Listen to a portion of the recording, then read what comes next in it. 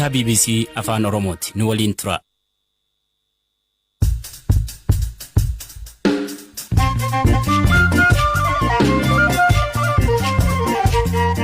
Akka mooltan kabajamtoota dhaggeeffattoota keenya sagantaan raadiyoo BBC Afaan Oromoo eegalee jira. Sagantaa har'aa keessatti waliigaltee TPLF fi waraana bilisummaa Oromoo komii ajjechaa namoota nagaa irratti dhiyaatuu fi ejjennoo marii nageenyaaf qaban irratti marroo dirribaa. Uummati kun miidhaan irra ga'eera. Wanti diina jirruu fi kun ofii rakkoo qabayyuu yoo ta'e qabsoo nuti gaggeessinuufiyyuu hin jirtu. Haalli kun nu keessaas rakkootu jira yoo ta'e sirreessuuf dirqamatti qabna. Hoogganaan TPLF Dabratsiyoon Gabre Mikaa'el qabxiilee mariif hin dhiyaanne jedhanii yeroo ibsan humni isaanii akka hin bittinnaafne ibsu. Qabsaraawwitiin inni daradur. Jalqaba humna waraanaa keenya irratti falmiin hin jiru. Warra amma jiran qofa miti. Ittuu ni daballa. Odeessaalee kaanis qabnaan Zalaalam Taaddasaati nu waliin tura.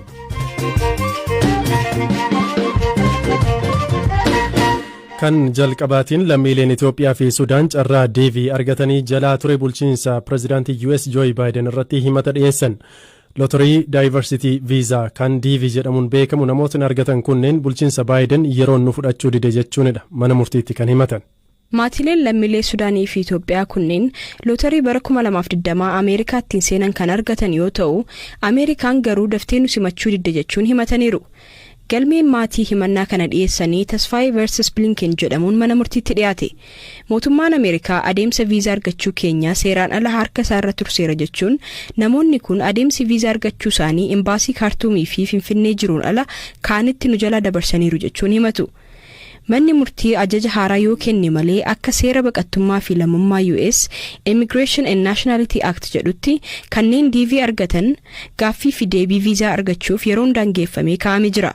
Akka seera kanaattis warra amma himannaa dhiyeessaniif adeemsi kun hanga fulbaana 2022tti taasifamuu qaba. Abukaatoon himattoota kana bakka bu'an Curtis Lee Morrison namoonni kun Ameerikaa keessa jiraachuuf carraa tokkicha kana qabaachuu malu jechuun US isaan simachuun heddummina keenya cimsuuf carraa qabdii jedhaniiru.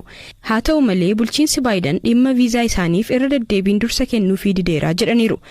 Dabaluunis fulbaana 30tti isaan yoo viizaa hin arganne namoonni kunis Ameerikaanis carraa guddaa kana ni dhabu jechuun dubbataniiru. Abukaatoon biraan Raafaayil Urenaas mootummaan US daayispooraa Afrikaa keessumaa kanneen viizaa DV argachuuf iyyataniif waadaa seeneeruu hin eegne jechuun himaniiru. Muddee darbe keessas lammiileen Iraaq DV argatanii turan himannaa wal fakkaataa dhiyeessanii kan turan ta'us boodarra himannaan isaanii haqameera. Sagantaan lootarii Diversity Visa jedhamu kun lammiileen Afrikaa hedduu gara Ameerikaatti malanii achitti jireenya akka eegalaniif carraa uumeera.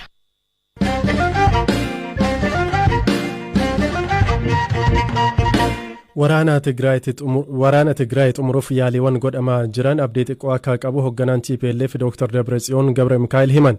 Dr. Dabratsiyoon kana kan dubbatan guyyaa uummatni Tigraay qabsoo jalqabe guraandhala 11 waggaa 47ffaa isaa sababeeffachuun kaleessa ibsa miidiyaaf kennan irratti ture. Mariin nageenyaa waraana dhaabuuf jalqabame abdii xiqqoo kan qabu ta'uu kan himan Dr. Dabratsiyoon gama biraan mootummaan Itoophiyaa yeroo marii nageenyaa jedhamu kana of cimsuuf akka itti fayyadama jechuunis qeeqaniiru. Salaam zakkaan nagwariin kabbiit fatanaa zalloy. Nagaan akka bu'uuf jecha wanta danda'amu gochuuf jecha malee wanta qormaata guddaa qabudha. Nuti ka jennu carraa kana itti fayyadamnudha. Akkuma beekamu rakkooleen adda addaa jiru. Gamtaa Afrikaa bakka bu'uun pireezidantiin duraanii Naayijeeriyaa nagaa buusuuf mariin gaggeessa jechuun irra deddeebiin dhufanii turan. Akkasumas pireezidantiin Keeniyaa jilli Ameerikaa fi gamtaa Awurooppaas akkasumas socho'aa jiru. Gama keenyaan ammas gargaarsa namoomaaf balbala banuuf dhukaasni dhaabbatee baankileen akka banaman dhiyeessiin maallaqaa fi boba'aas akka jiraatuuf cimsinee hojjechaa jirra. Guyyaadhumaa keenyeerra. Yeroo gabaabaa keessatti haa xumuramuu jenneerra. Kana hin ta'u taanaan garuu akkanaan marfamnee yeroo dheeraaf obsinee turuu hin dandeenyu. Dandeettii isaanii qindeeffachaa jiru. Kanaaf wanti nagaa jedhan wanta yeroo fidha. Humna qaban walitti qabatanii sadarkaa ni dandeenya jedhan irra yommuu ga'an haleellaa eegaluun isaaniin oolu. Kanaaf waan nu eeggatu beekna. Kana utuu beeknuti gara waamicha nagaa kanaatti galaa kan jirru. Yaalii marii nageenyaa fi fuulduree Tigraay irratti ibsa bal'aa kan kennan Dr. Dabratsiyoon ibsa miidiyaaleef kennan irratti haaluma kamiiniyyuu mariif hin dhiyaatan kanneen jedhan qabxiilee 5 lafa kaa'aniiru. መሰረታው ዝበሃላ ጠለባት ናይ ህዝብ ትግራይ wantooti kana irratti falmiin akka hin jirre baramuu qaba. Gaaffileen bu'uuraa uummata Tigraay wanta falmiif dhiyaatu miti. Kennanii fudhachuun asirratti hin hojjetu. Jalqaba humna waraanaa keenya irratti falmiin hin jiru. Warra amma jiran qofa miti. Ittuu ni daballa. Kanaaf kana booda humna keenya qabanneeti jiraanna. Kan biraan waa'ee bulchiinsa Tigraayidha. Amma akka heera biyyattiitti daangaan naannoo Tigraay baramee jiru irratti falmiin hin jiru. Humni waraanaa Eertiraas ba'uu qaba. Kunis falmiin qabaatu. Mirgi uummatni Tigraay hiree ofii ofiin murteeffachuuf qabus akkasuma wanta falmiif dhiyaatu miti. Wareegamni kun hundi kataasifame bulchiinsa deebisuuf qofa miti. Mariin kun uummatni Tigraay adeemsa egeree fedhii isaa ta'e akka murteeffatu kan godhu ta'uu qaba. Qaamoleen uummata Tigraay irratti yakka gaggeessan seeratti dhiyaachuu qabaachuun isaanii wanta falmiif dhiyaatu miti. Kunneen qabxiilee waliigaltichaa ijoo fi cabsamuu hin qabnedha. Mootummaa Itoophiyaa fi TPLF gidduu waliin dubbiin akka jiru dhaabbileen idila addunyaa bal'inaan ibsanis dubbii himaan ministeera dhimma alaa Ambaasaadar Diinaa Muftii garuu kun dhugaa miti jedhan.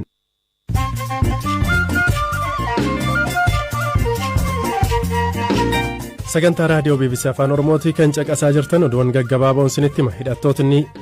Hidhattootni ji'a darbe keessa yoo xiqqaatee baqattoota Eertiraa 5 da'oo Affaar keessa jiraatan ajjeesan jedhe UN.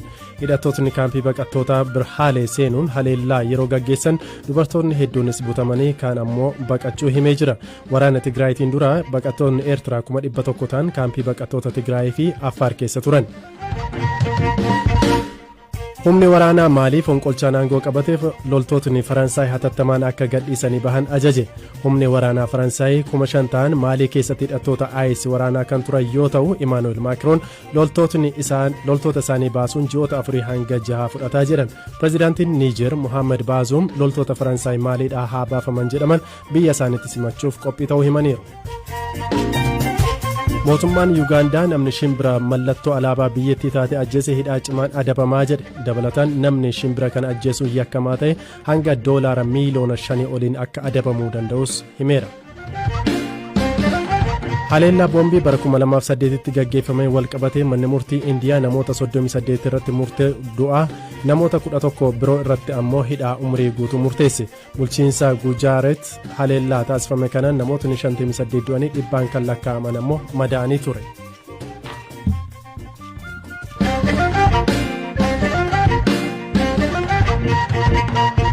Gara dhimma xumuraaf qabannetti yoo ceenu mootummaan Itoophiyaa rakkoo nageenyaa fi waraana biyyattii keessaa furuuf mariin fala barbaaduuf erga sochii eegalee bubbuleera. Waraana kaaba biyyattiitti TPLF waliin ji'oota 15 dura eegaletti xumura gochuufis karaa dippiloomaatotaa fi dhaabbilee akka UN fi Gamtaa Afrikaa yaaliin gaggeeffamaa jira. Gama biraan ammoo dhiyeenya TPLF waliin waliigaltee waraanaa kan godhate waraanni bilisummaa Oromoo kan mootummaan waggoota 3 duraa yeroo dhiyootan dhabamsiisa jedhee fi yakka adda addaan himatu kutaalee Oromiyaa adda addaa keessatti babal'achaa akka dhufe ni himama.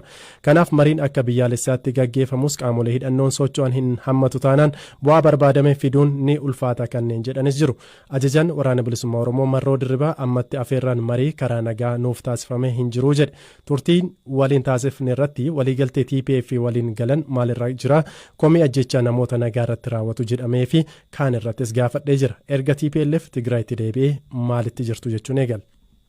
Qabsoon bilisummaa Oromoo warra TPLF irrattis hidhatee hin beeku isaanittis hidhatee galman gahu. Kanaan dura warra TPLF iyyuu dabalatee qabsoo irratti gaggeessaa turre qabsoo hangafaati. Ofii waa uume hojjechuutti jira. Waan uumametti immoo akka qabsaatti dhimma bahuus dandaheera. Qabsoon imala gara Finfinnee eegalle hin dhaabbanne carraa uumametti dhimma bahee waraanni bilisummaa Oromoo waan argachuu qabuu fi qabsoo sadarkaa biraatti ceesisuu malu sanarratti hojjetee itti milkaa'eera.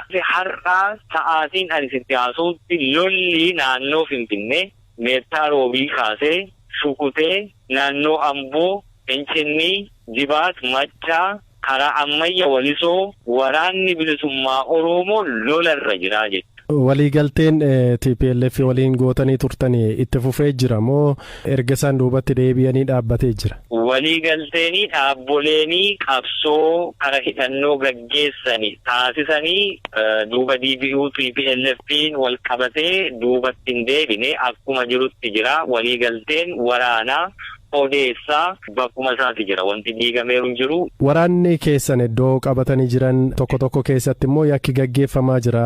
Fakkeenyaaf namoota nagaa ukkaamsanii maallaqa gaafachuu kan jedhu akka godinaalee Horroo Guduruu fa'aa keessatti komiiwwan gurguddaa ka'anii fi dhimma kana quba qabda. Sabni Oromoo maqaa qabsoo bilisummaa Oromootiin baduurraa waraanni bilisummaa Oromoo qabsoo bilisummaa Oromoo gaggeessu baduutu irra filadhaan. Himannaaleen akkasii iddoo irratti ka'an kana keessatti sochiin gama mootummaa abbaa irree sochiin akkasumas immoo baxaraanummaa fi naannoo sanatti qawween akka barbaadame argamu akkasumas immoo sochii daangaa kutaa naannoo Amaaraa waliin wal qabatee jirurraa humni faannoo jedhamu kallattii sana irratti ce'ee uummata irratti saamicha gaggeessuu fi uummanni naannoo sanaa miidhaa irra jiraachuun dhoksaa tokkoyyuu hin qabu. Waraanni keenyi naamusa mataasaa danda'e gubbaa hanga boodaatti to'annaa qaba.